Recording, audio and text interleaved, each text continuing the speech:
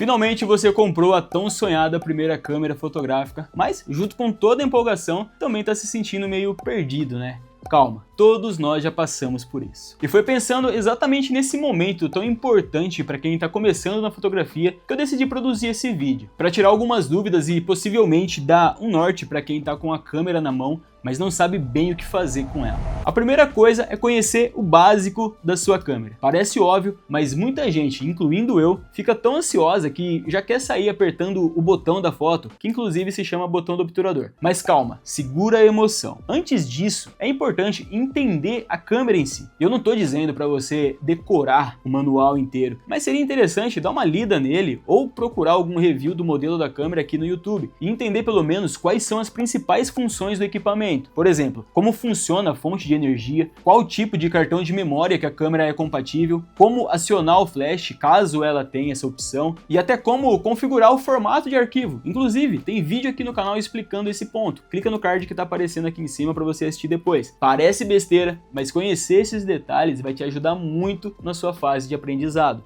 Outra coisa que é legal você se familiarizar é com os botões de menu e configurações, já que são botões mais usados no dia a dia. E ter intimidade com eles vai otimizar o seu fluxo de trabalho também. Mas o mais importante é você descobrir onde e como alterar as configurações básicas como o ISO, abertura do diafragma e velocidade do obturador e também o modo de foco. É indispensável que você tenha agilidade na hora de acionar essas configurações. Por isso, é importante você saber onde cada uma dessas opções fica e como ativar o mais rápido possível. E falando nisso, o próximo passo é entender como funciona a tríade de exposição. Eu não vou aprofundar muito aqui nesse vídeo, né, sobre esse assunto, mas eu tô deixando um vídeo aqui em cima que é onde eu falo exclusivamente disso. Mas basicamente é o seguinte: fotografia é luz, e a maneira como a luz vai chegar até o sensor da câmera para registrar a imagem é definido por esses três pilares: a abertura do diafragma, que determina o quanto de luz entra, a velocidade do obturador, me perdi nos dedos aqui, a velocidade do obturador que determina, né, por quanto tempo o sensor vai ficar exposto à luz, e ISO, que determina a sensibilidade do sensor perante ao sinal de luz que entra em contato, tá? Como se fosse um amplificador de sinal. Se você quer aprender como configurar esses três elementos, assiste o vídeo que eu citei.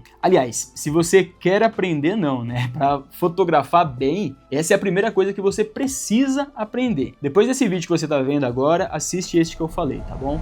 Esse pilar básico é o coração da fotografia. É só quando você domina ele que suas fotos deixam de ficar claras ou escuras demais e passam a ter uma exposição correta, que elas deixam de ficar borradas ou tremidas e passam a ter mais nitidez. É dominando esse pilar que você começa a dominar a fotografia. Esse é o pilar básico, tá? Pode até parecer um bicho de 7 cabeças ouvindo assim, ou até explorando as primeiras vezes, mas eu prometo pra você que depois que você pega o jeito, é bem simples, vira algo natural, espontâneo, você nem precisa ficar pensando tanto na hora de regular a câmera. Mas para chegar a esse nível, você precisa esquecer o modo automático. E justamente esse é o próximo passo. Fotografe no modo 100% manual. Nada de modo automático ou semiautomático nessa fase de aprendizagem. É muito importante que no começo você pratique 100% no manual. Pode parecer contraintuitivo, mas é justamente começando do jeito mais difícil que você vai evoluir mais rápido e tirar o melhor do seu equipamento, mesmo que no começo não pareça.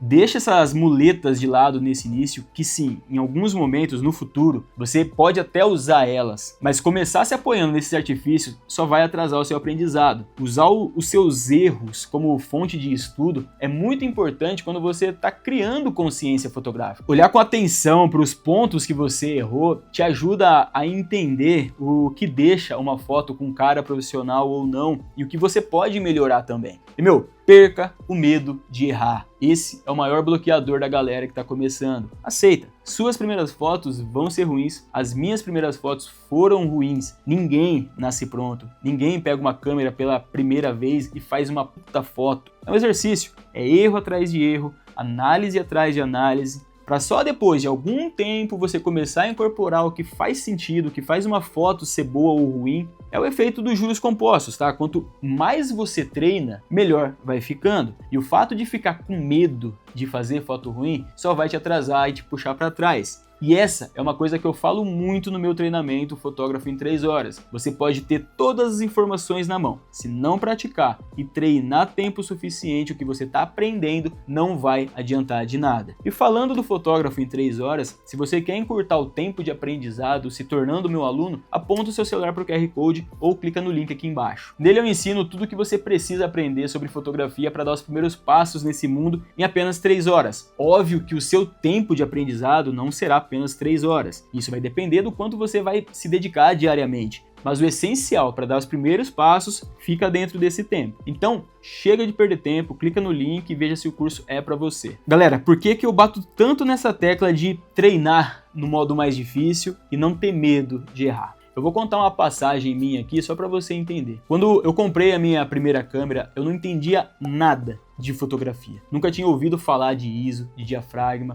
obturador, e na época era bem mais difícil de conseguir informações, tá? Não tinha tanta informação disponível como tem hoje na internet. Tanto que eu aprendi a fotografar comprando livros, DVDs, enfim. No primeiro livro que eu comprei, ensinava como equilibrar a fotometria, né, como já era esperado. Mas também ensinava os modos semiautomáticos, né? E aí eu comecei a treinar com o modo P, né, que é o modo programa da Canon, que permitia que eu regulasse só o ISO e a câmera resolvia tudo o resto. Então ela cuidava da abertura do diafragma e do obturador enquanto eu cuidava só do ISO. E eu tava me achando um espertão, né? Por que eu ia me preocupar com 3 parâmetros diferentes se eu podia me preocupar só com um? Não fazia sentido pensar de uma forma diferente. Só que todas as vezes que eu fotografei no modo P, né, até então, foi na luz natural, na luz do dia, com as pessoas paradas. E eu tinha lido que o ISO 100, ISO baixo assim, né, era o melhor. Então eu sempre buscava deixar o ISO mais baixo e a câmera resolvia tudo o resto. Então eu foquei nisso. Até que apareceu o primeiro trabalho à noite, que seria um show, seria a cobertura de um show, e eu estaria recebendo para esse trabalho. E não deu outra. Eu botei a câmera no modo P, ISO entre 100, 200, no máximo ali 360,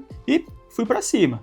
E qual você acha que foi o resultado? Obviamente que todas as fotos ficaram borradas, tremidas, sem qualidade nenhuma. As condições do ambiente no quesito luz não era condizente com as configurações que eu tinha proposto para a câmera, que era trabalhar com ISO mais baixo. Então, quando eu tentava compensar a abertura, que não era das melhores também, ela baixava a velocidade. E o pior de tudo é que na hora eu vi que as fotos estavam ruins, mas eu não sabia como corrigir e salvar o trabalho a tempo. Justamente porque pelo medo de errar, eu me apoiei na muleta do modo semiautomático e não aprendi o que deveria ter aprendido. Resultado, eu fiquei sem receber, a banda ficou sem as fotos, mas eu aprendi uma grande lição: só use atalhos depois de conhecer o melhor caminho. Se eu não tivesse tido medo de errar quando eu estava aprendendo, naquela altura eu já teria dominado a base e o resultado teria sido outro, teria sido totalmente diferente. Depois disso eu deixei as muletas de lado e foquei em estudar e dominar a tríade da fotografia, e só depois disso eu entendi o que deu errado naquele dia e como eu deveria ter corrigido. Então, no início, foca no modo manual e não tenha medo de fazer fotos ruins. É assim que você aprende, é assim que você evolui.